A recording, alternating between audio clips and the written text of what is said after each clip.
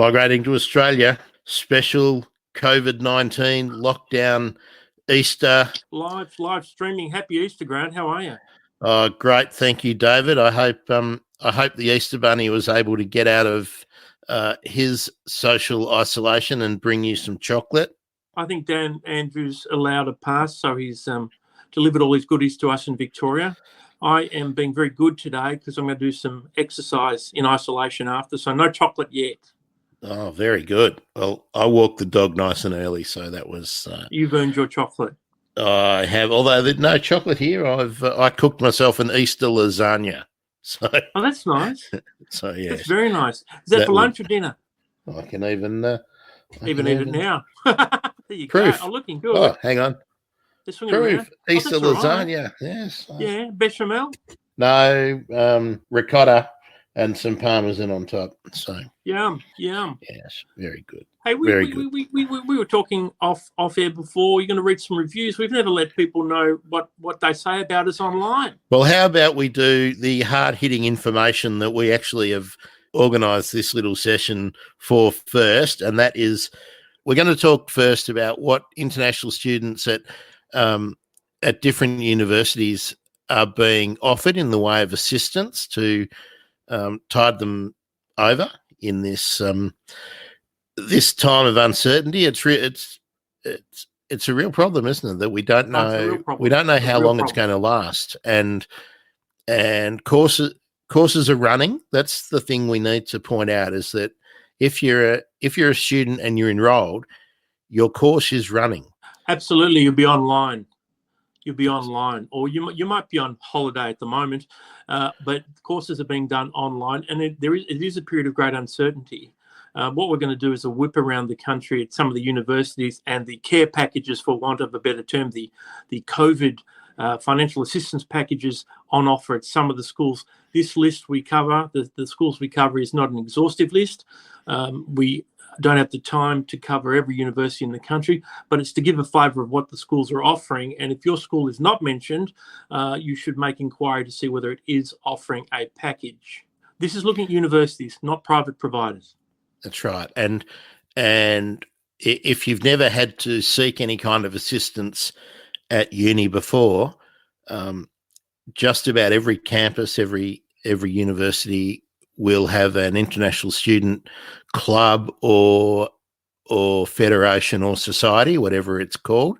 You will also have a student welfare officer as part of the student union or the SRC, and these are the people that your fees pay for, and now is the time to use them, to get help from them. Absolutely.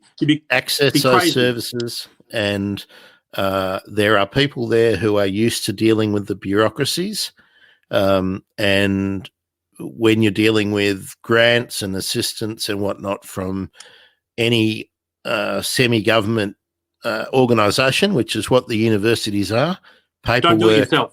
Paperwork. So we're going to let you know what we know is available. Some schools, some universities still haven't made any of the information public. I'm sure they're all working away feverishly over the Easter break to get everything done and presented. But the first port of call will be your student welfare office, or there may be an outreach person attached to finance at the finance office at the university. So ask questions. Don't be satisfied with looking at the website, because they may not get updated quick enough. It's like a visa application too, Grant. What happens is you read something and you misinterpret it, whereas one of the officers employed by the university you attend will be in a position to better understand what the requirements are. So, as to echo what you say, to do it yourself, you're crazy. You get one bite. If you already have, one of the themes running through all the universities, if you've already sought assistance this year, you'll be more than likely precluded from further assistance. Yep. So that's again where you have to speak to your welfare officer, and remember, you can be flexible with things like this. Sometimes if you have had some assistance now, and you would be eligible other than you've already have a student loan that you maybe took out early in the year. There's banks on campuses, and they do have networks with the union and with the the bursars office and things like that. So be prepared to get creative, because that's what's going to be required at this time. And there's absolutely nothing wrong with being creative. It's to be actively encouraged, because these grants, and there's also interest-free loans. These grants, we don't know when they'll finish. A lot of the unis are still working them out, as you rightly say. Monash, for example, on the 14th of this month, will open up a special $7,000 grant for Chinese and Iranian students. And you look around, it's a process that's developing and ongoing, much like the advice the government gives us about coronavirus itself, constantly being updated. So by the time you listen to this, get to your school website, see if they're doing something similar. We're going to work around the country clockwise. We'll start at the top with Charles Darwin University. Small campus, small university up in Darwin. Does it have an Alice Springs campus? I don't know. But I don't think they do. No. Great hub, worldwide leader in tropical horticulture. Did you know that? No, I didn't. Well, there we go. Now, what is tropical horticulture as opposed to standard horticulture? What's grown up in the north as opposed to the south? Yeah, how many papayas have you successfully grown in your backyard, David? And how many? I've eaten a few. Yeah, it's just a different class of plant, really, and dealing with 2 seasons and much more rainfall, different pests, humidity. But there we go, Charles Darwin University. Yeah, soft spot in my heart. They're offering assistance to not just domestic students. All these schools, every school we're talking about today is offering to domestic, that is local students, and international students. So the criteria is you've got to be a member of the school, actively enrolled in the school, and good grades. That's one that comes up in all of them. You've got to be able to show that you've got a capacity to finish your course, and the way you demonstrate you've got a capacity to finish your courses with good grades. So, it remains to be seen whether those who don't have good grades will get funding. I think there'll be a bit of flexibility there. But it's lucky that you and I aren't applying grant, because I never had good grades. I was a late bloomer. When time's gone by, I don't think I've really mentioned this on the podcast before, but I was a student, the president of a student association at one time, and good grades really just meant that you have passed. You've pretty much passed everything. Maybe you've had one fail that didn't. That meant that you could easily resit, and that you'd then pass that subject on your second go. Okay. But the interpretation when I was sitting on academic boards and things like that was that you were able to pass. You didn't have to be getting credits and distinctions. You just had to be passing. 1988, I had one day at Deakin. 1988, I had a term at La Trobe. I got kicked out. 1989, I had a term, got kicked out. I was a late bloomer. I went to law school middle end of the 90s. So I had good grades then. But as an international, if I was an international student or domestic student studying undergrad back then in the 80s, I was no good. These guys in Darwin have to move fast, Grant. When do applications close? They're April. Open now, are they? They're open now, Charles Darwin, for vocational, higher ed and research, but they shut at Charles Darwin the end of April. Selection criteria, you've always got to demonstrate in each instance for each university we covered today, job loss. Did you get your job? Were you made redundant? Were you sacked? What happened? You've got to be able to explain and demonstrate your job loss or reduced hours. Now, getting reduced hours, you get your boss to write a letter saying you're on 20 hours a week, 40 hours a fortnight. You've now got 10 hours a fortnight. Because we all know when school's in session, international students who aren't working in supermarkets, aged care or nursing, when school's in session, they can only work 40 hours a fortnight. So that's how you demonstrate up in Darwin your job loss or your reduced hours. You get a letter from your employer for reduced hours. And I would think that at this time where we're not supposed to be going out, collect letters and things like that, I think an email from an Oh, yeah. official address Oh, will absolutely. suffice. Absolutely. And what you would want to do to help your boss is write the letter for your boss and get them to sign it electronically or send it from their email and make sure they explain what job you had, how many hours per week you worked, how many hours per fortnight you worked, and what the reduced hours are, because you don't want to get something from your boss that's incorrect or unhelpful. So you'd write the letter for your boss. And I would say you would ask your welfare officer or whatever the term is at the union or the SRC, you'd get them to write it for you, and then you send it on to your boss. Even better. I mean, it depends on how good your English is. I mean, everybody who's studying here has a fair degree of English, but you know what?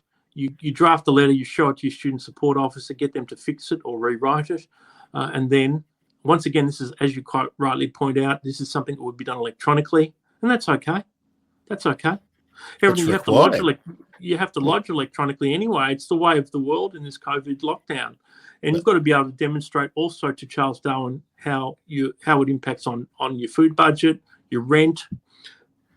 This money will be allowed for your transition from campus to online. So, one-off internet connections, purchase of a computer if you don't have a computer, mobile data charges. So there's a flexibility to what it's available for. Also, if you've got financial loss because you're missing out on placements, you've purchased travel tickets, there's a range of things that you can use it for, but there's also things you can't use it for. You can't use it to pay school fees. You can't use it to pay credit card debts.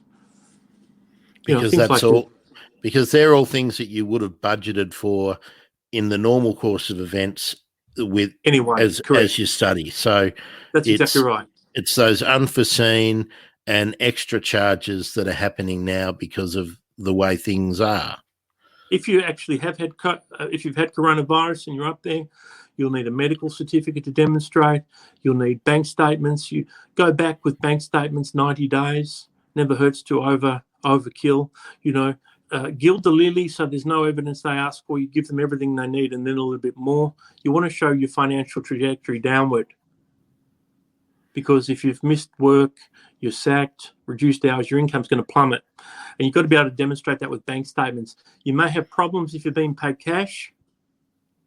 Some students get paid cash. We don't like cash. And that's why we have said, for 2 years now, David, don't get paid in cash. So many issues associated with so many issues associated, Grant, with being paid in cash. So many negative issues. You want to show your trouble. You show your trouble to meet your rent, your bank statements show what your input is, what's coming in, and rent shows what's going out. And this is how you'll get yourself a grant from Charles Darwin University. You apply online, and what happens is you wait for a response, and you either get it or you don't get it.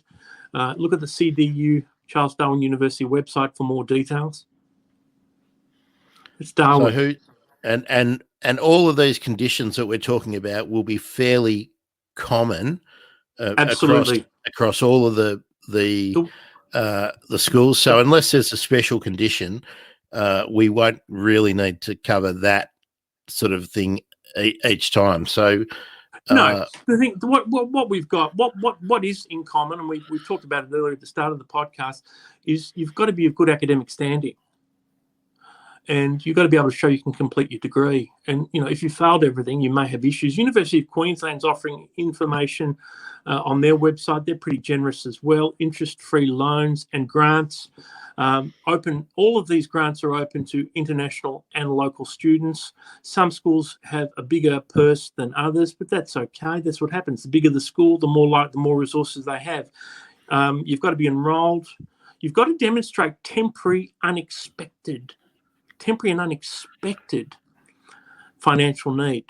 So, that's why you go back and provide as much information as you can to set your financial scene and show how coronavirus has ruined that by you losing your job or being placed on reduced hours by your employer.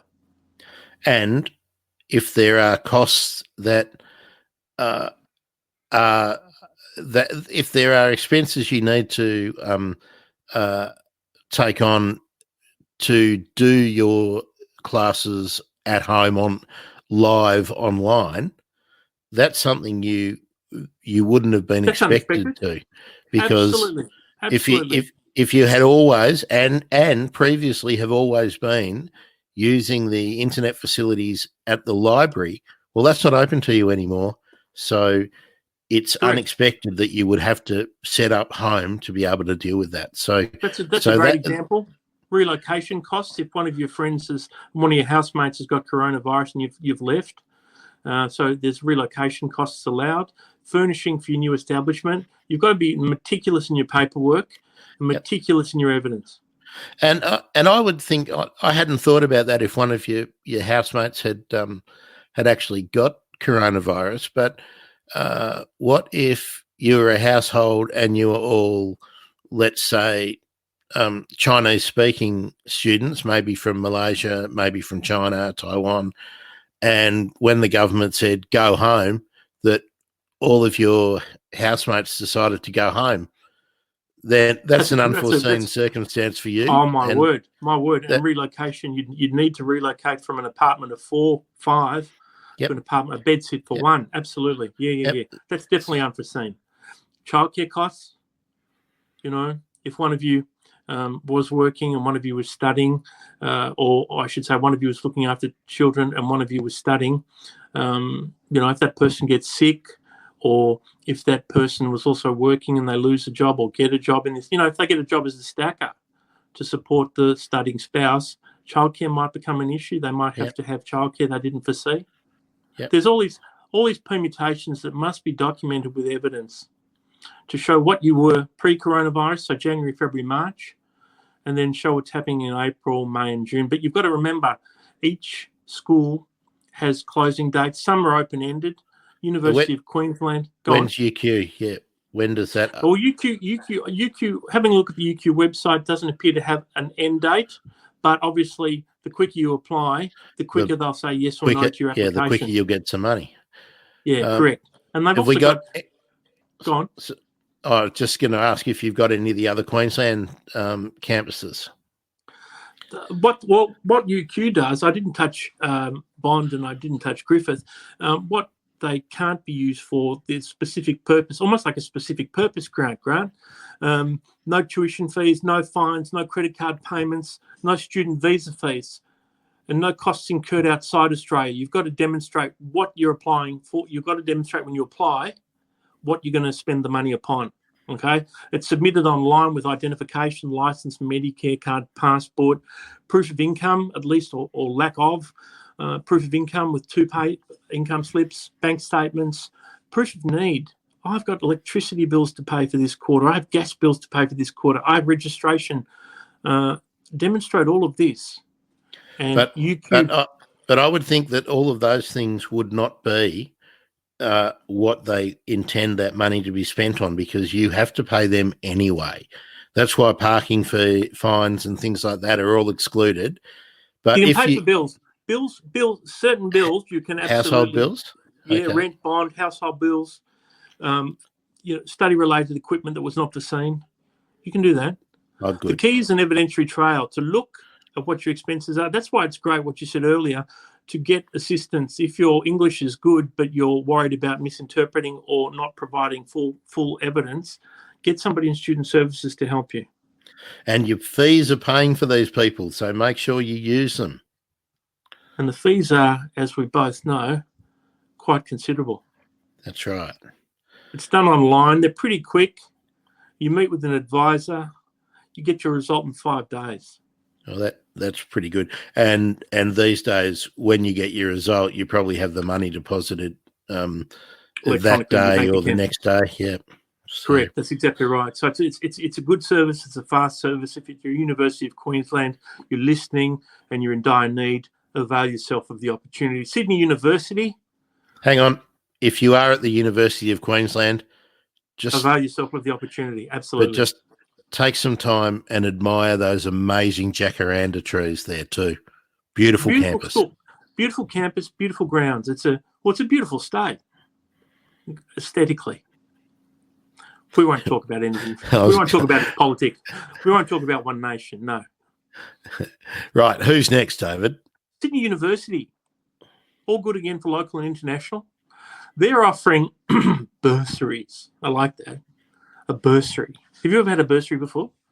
Mate, I didn't go to one of those private schools, David. You got to be studying full time, and also academic progress. Again, it's a chorus for every school you apply. Every school that's listed, and presumably every school that offers it, will require you to be of good academic standing. Okay, and if you're experiencing financial difficulty at the University of Sydney, this is something you can avail yourself of. You've got to be able to show your bank history, your financial transactions for the last 30 days. Bills, invoices, quotes, what you have as upcoming expenses must be provided with your online application. You upload everything. Find out the megabyte size of uploads. Find out what form, how they like them, as PDFs, as JPEGs. It gets technical. Do it right so they actually get the evidence, okay? You'll have an appointment. It'll presumably be in this time of lockdown, a phone appointment, and they'll have a 15-minute interview with you. They'll go through your evidence. So the more evidence, the more likely you are to secure a loan, a grant. There are interest-free loans. I suppose the danger with interest-free loans is your inability to pay them. You finish your course, or you've got 12 months to pay them back, or finish your course and pay them at the completion of the course, whichever comes first. Now, if you get back on your feet, but don't get back on your feet quickly enough, they may delay your graduation. Interest-free is nice, but it's a loan, and a loan must be paid back, whereas a grant may not, does not. So, just putting on my careful hat, if I was in my final year, that would be something I would be concerned about availing myself of, because we don't know if the government's talking about 6 months. We don't know if all those jobs and all the hours that everyone has been reduced, we don't know if they're going to come back in. Correct. Before. That's why it's always dangerous to take on a loan. Exactly. Always. Interest-free is a little bit of honey. It's a bit of a sweetener, but you've still got to pay it back. And what they have over you is a capacity to prevent you from graduating, to prevent you from getting your testimonial, your academic transcript, until you pay back the loan. So you might have to get money from mum and dad overseas. And what if they don't have the money, because they too are affected by coronavirus? And if you can't graduate on time, then you have to budget. You have to budget to be here longer. If your next capacity to apply for a 485 visa, if you're going to apply for a 485 visa. That's right. It's got so many knock-on effects. Be careful with loans. Be very careful with loans. Look toward grants. Now, with grants, one of the things we haven't touched on that we can't stress strongly enough: give the university the correct bank details. Easier said than done. Make sure your bank details are correct, because if they're not correct, it'll delay the process, put a spanner in the works, and you'll be without grant money for a longer period. Yes. Really important. Little things like this count. They may seem insignificant, but if you give them the wrong bank details, you're going to be in trouble. They've got immediate cash assistance as well for those in super need. Look, to be in need in this country is no shame whatsoever. The universities are offering this for a purpose, a reason to help. Don't be ashamed to seek help. It will not be used against you. The only thing it will be used against you is if you take a loan and don't pay it back, then you can't get your papers for graduation. You can't get your papers for graduation. You cannot apply for another visa. Yes. University of Sydney. Now, Monash. We're down in Melbourne now. Monash has got a big package funded by the school and by its philanthropists. Now, I don't know how many schools have philanthropists, but Monash does. And there is immediate cash payments of $500 for students in precarious need. But there's also from tomorrow, what are we today? Sunday. From Tuesday the 14th of this month, there'll be $7,000 grants available for Chinese and Iranian students, which is fantastic. And there'll also be, the capacity for Monash students is they can claim no more than $7,500. Now, $7,500 is a very decent grant. That's a great payment. Now, emergency payments for $500. undergrad, postgrad, domestic, international, all eligible.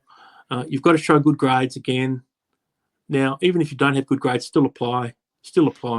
But, be warned that one of the conditions is you must have good grades. What good grades are? Well, your idea, Grant, and my idea of good grades are getting through.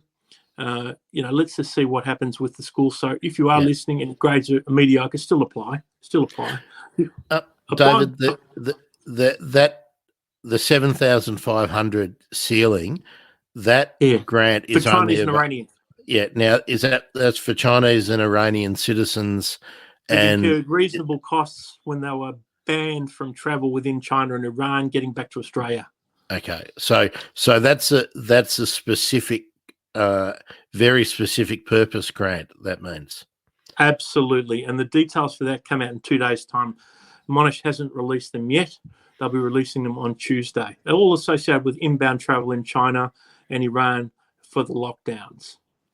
University of South Australia has got a hardship fund. Loss of hours, that's a big one. You lose hours, you're eligible. Reduced hours of employment, you're eligible. Lose your job, you're eligible. Inability to pay rent, you're eligible. No bill payment because you can't have a job. You've lost a job, you've got an inability to pay for bills, that'll help. They'll help. Medically advised self-isolation. If you've been ill, if you've been isolated and you are isolated, they'll provide funding to help you there. You've got to be currently enrolled. Now, they're generous, not just bachelor, undergrad, postgrad research, but also sub-bachelor. Okay, you've got to be enrolled for 2020, though. Got to demonstrate the ability to intention to continue studies. You've got to do the tongue twister. I need a coffee. What you've got to do is demonstrate that intention again. Okay, it's really important. Experiencing financial difficulty is something that you can demonstrate with your bills, your bank statements. People must remember you've got to print off all your bank statements. You've got to collect all your bills. If you throw away your bills, seek evidence from utilities, ask for them to resend them. Grant, that could be accessed on a website, surely. Your gas bill, your electricity bill. Yeah. What you've got to do is a paper trail. Be assignment-like. If you've got an assignment, you're meticulous in showing your financial difficulty. Be meticulous. Provide evidence from third-party sources, gas, electricity, water, your landlord, the real estate agent. Everything to show that you have outgoings and everything to show what you have in your bank account. So if you've got one bank account, two bank accounts, present them. Don't hide. Because if you hide, it'll come back and bite you. All right? University of South Australia, University of WA is pretty much the same. University of Tasmania, much of a muchness. What we haven't talked about today, the private providers. If you're a private provider, make your own inquiries. I don't think there'll be the generosity of the universities, but it remains to be seen. And we're going to reach out to a couple of providers and see whether we can get some comment from them and give us an idea of what's likely to happen. With them, what we'll be asking is, what packages are available for international students, but we'll also see how they're coping because private providers, they're players like the universities and they have many, many students, and we'll ask one or two, see if we can get them to come in and explain what they're doing for their students, not just in terms of financial aid, but how they're coping with online courses. Because many of them just won't have been set up for it, and that's very costly to implement in a hurry.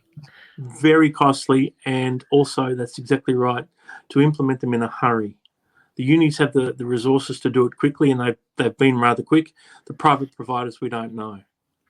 That's our whip around Australia, and I think it's time to eat some Easter eggs, Grant, or you to have your lasagna. No, you mentioned the reviews, David. Oh, the reviews. Let's read a few out. We haven't ever read them before. I do want to comment on the one that we got recently that you drew my attention to. Now, oh yeah.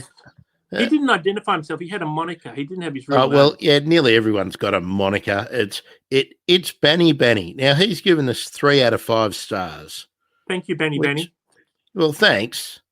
And we always got to But thank our reviewers for making the effort to. But I mean, what he raises. Let's look at what he raises. I'm going to read it out, and I don't know what his voice is like, so I'll just use mine. How's that? Good idea. Interesting podcast. Hard to listen. Both come? of the speakers interrupt each other quite often, jumping from topics, sometimes leaving something unexplained or unclear. I wish they also numbered their podcast and implemented a system, as it would be easier for listeners.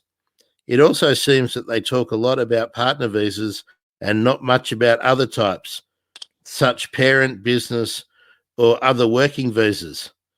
Now, I don't think he's had a look at all the ones that we've recently done. We've recorded over 30 episodes. And we can assure you we haven't done 30 episodes on partner visas. I think we've done three. I think we've done three, but they're also the most popular. The ones on studying and partner visas, spouses are the most popular. That's what people are listening to the most. But we have covered parent visa. We have covered how to bring the supporting parent visa. We have done business visas. We're working our way through the states. Last I looked, Grant, we also numbered our programs as well.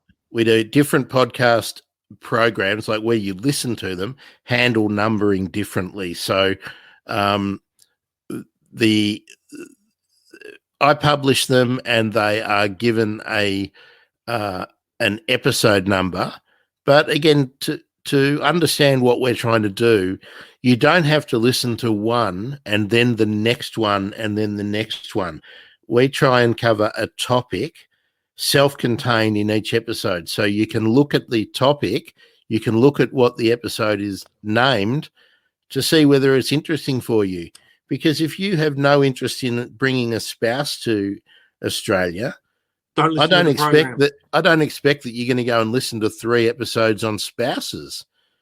But if you are, the reason they're important, as you said, though, Grant, they are important because they're a legitimate and real way to show how you can get a visa to Australia. And a lot of people partner up in beautiful, truthful, honest relationships with Australians. So they need to know the tricks and what the traps are for migration for partner visas. It's really important. So after copping a bit of a 3-star flogging there from what was his name? Banny. It's Banny. Thanks, it's Banny. And I hope you don't get annoyed that we did one about international students today, because, we just thought that it was important at the moment because international students are getting a bit of a rough deal. Now, David, would you like to hear a 5-star review? No, that would give me great pleasure, Grant. Fire away. And this is from Ahmad BA or BA Ahmad. I'm not sure what. And his heading on his review, David is great. I don't know what I am. Thank you, mate. I can only infer from that I am less than great. So thanks very much. But his review reads, I talked to David for 20 minutes about migrating to Australia. He was friendly and very knowledgeable about Australian immigration laws. And this podcast is terrific. I'll take that one. Thanks very much. Thank you, Ahmed. Very kind of you. Very kind. Now, we have another 5-star here from Brasileiro Boy. I'm guessing that Brasileiro Boy is either in Brazil or from Brazil. Beautiful. His headline for his review, great podcast. And he's gone on to be very, very descriptive. It's a 5-star review. Friendly and knowledgeable hosts. Well, there you go. And Brasileiro Boy acknowledged the existence of the wonderful producer. Yeah, we wouldn't have anything without you, Grant.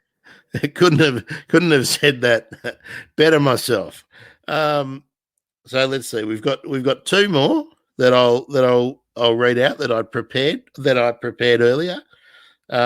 This one is from Edward, and Edward's surname appears to be 2259. Hello, Edward 2259. His headline, David, and I hope you're listening. It's Benny Benny. His headline is brilliant. 5 stars. Oh, that's nice. Thank you, Evan. 2559.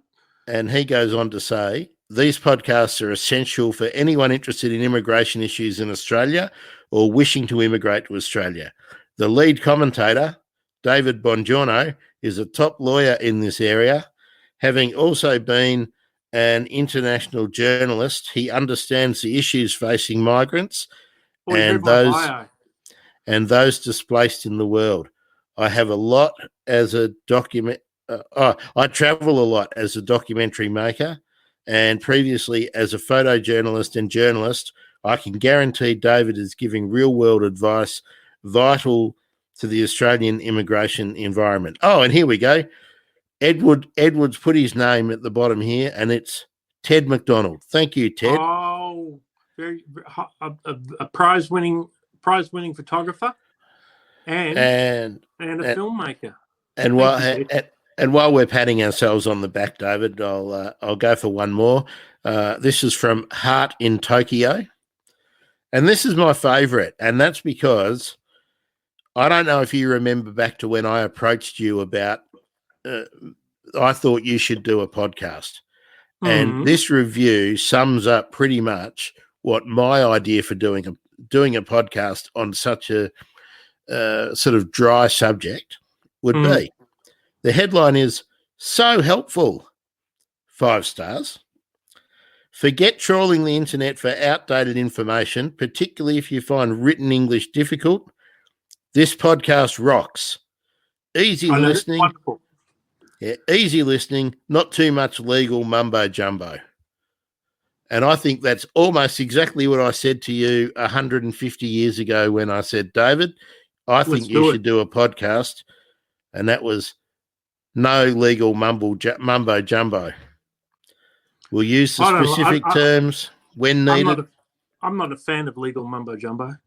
No, you got to say it to be clear. If you have to use the terms. I had a 69 average through law school because I didn't use legal mumbo jumbo. But what it doesn't help people. It confuses people. That's right. Latin and anyway, we know what the law is really about, don't we, David? It's the vibe. That's it. Who was that? Was that that was in The Castle?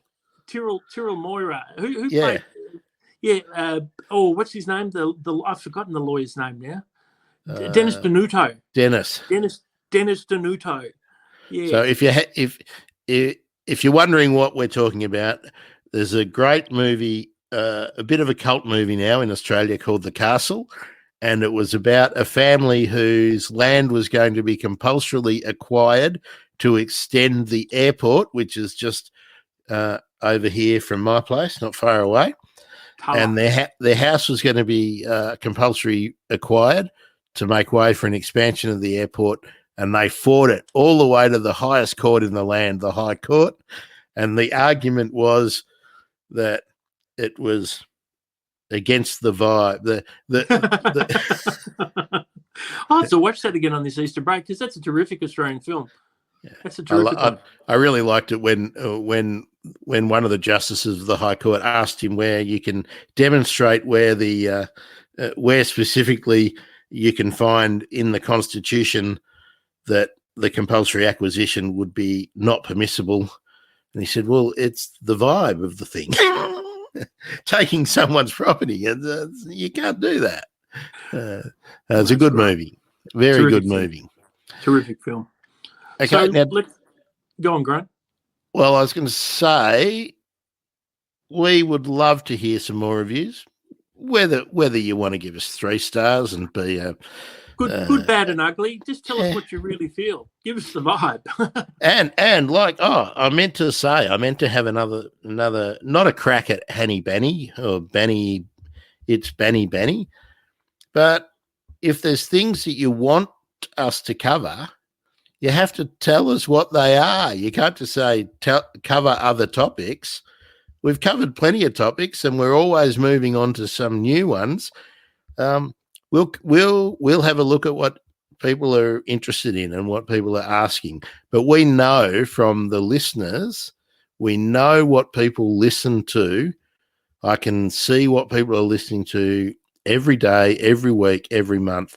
And we know that spouses working and studying are the real hot topics. They're hot because they're real, they're important, and a lot of people are in a position to avail themselves of these visas.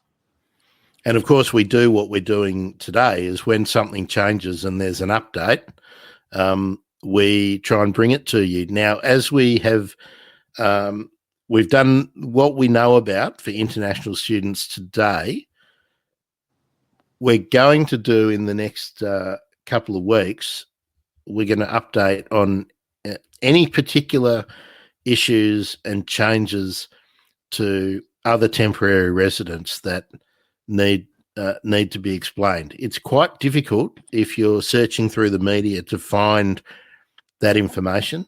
And I'm not terribly sure, David, correct me if I'm wrong, but I'm pretty sure that the government doesn't really, or shouldn't say they don't know, but they haven't really. Changes are rolling. Changes are rolling. They're being fine-tuned. Changes are rolling. Things are being fine-tuned, yeah. But what we do know... And things will shift and change. It's a dynamic environment by virtue of the nature of the virus itself. And so people will be needing information as it comes to hand and will disseminate and distribute.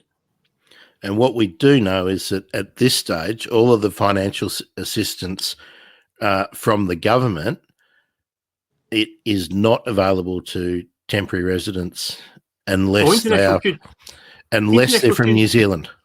International students, I mean, we will actually do an upcoming episode on temporary visa holders because we haven't done that yet, temporary visa holders and what entitlements they do and do not have. So mark that one down, people listening, that we will do one on very shortly on temporary visa holders. And temporary visa holders are international students.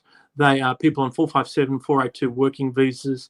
They are people on 444 special category New Zealand visas. And we can go through, we'll dedicate a discrete episode to those people on temporary visas. Yeah.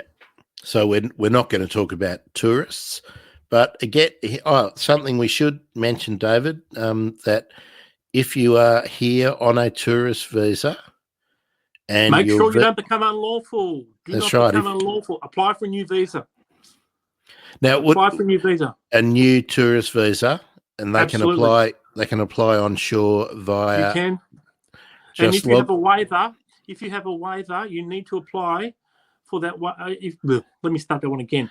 If you have a no further stay condition, you must apply for a waiver. You must apply. If you have a no further stay condition, you must apply for a waiver before you apply for your visa. Your no further stay condition must be removed before you can apply for a new visa. That will affect potentially people from the subcontinent and from the mainland, as they often have waivers, as they often have no further stay conditions. No further stay conditions must always be replaced by a waiver. You make application for waiver, you get the no further stay condition removed, you can apply for a visa. If you do not get your no further stay condition removed and you have not applied for a waiver, you've got to leave. A waiver is not a visa. An application for waiver is not a visa grant. It is not a visa grant. You must apply well and truly before your tourist visa expires, and then when you get that news, you've got the waiver. Your no further stay condition has been removed. You can then apply. Does that make sense? It does. Now, just to step it through, David, is they can do that directly through their IMI account. And I don't know how long a waiver request for removal of a no further stay condition is taking. I don't know at this stage how long it's taking, but they get in trouble. You will not be able to apply for a visa onshore if you have not applied and received the removal of your no further stay condition. So the steps: 1, apply for the no further stay condition to be removed. 2, take receipt of proof that the no further stay condition has been removed. And 3, apply for the visa. And I'm going to put number 4 in.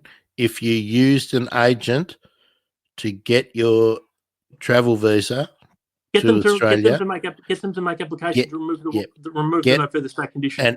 And even though we're in the middle of Easter now, send them an email right now. Absolutely. Do it now. And phone call on Monday or Tuesday, because Tuesday when everyone reopens. Or if they've applied offshore, the person may be offshore and not observing Easter. Try on Monday. But the story is, if someone's done it for you, it's got the no further stay condition, get them to remove it, get the waiver, and then apply for a new visa. And if they want to follow something up with you, David, they should hit you on Twitter. Hit me on Twitter, David Bongiorno. So at DavidBongiorno, David Bongiorno. DM me. That's the fastest way to get in touch. And if you don't use Twitter, you have any difficulty, call the office. And we won't give that number out over the wide world. But if you do need some assistance and you're having any difficulty, get to the migratingtoaustraliapodcast.com website, leave a comment or send an email to me, Grant, at migratingtoaustraliapodcast.com, and I'll ensure that it gets to David ASAP. Not everybody, Grant, will have a no further stay condition. Not everybody. People from Europe generally do not. People from the United Kingdom, the English-speaking territories of the world, do not. So they will not need to seek removal of a no further stay condition because they have no further stay condition. Typically, people who apply from the United Kingdom, Western Europe, Eastern Europe will have no work, which is fine. Maximum 3-month study, a couple of other conditions, but no further stay. The 8503 condition is the condition.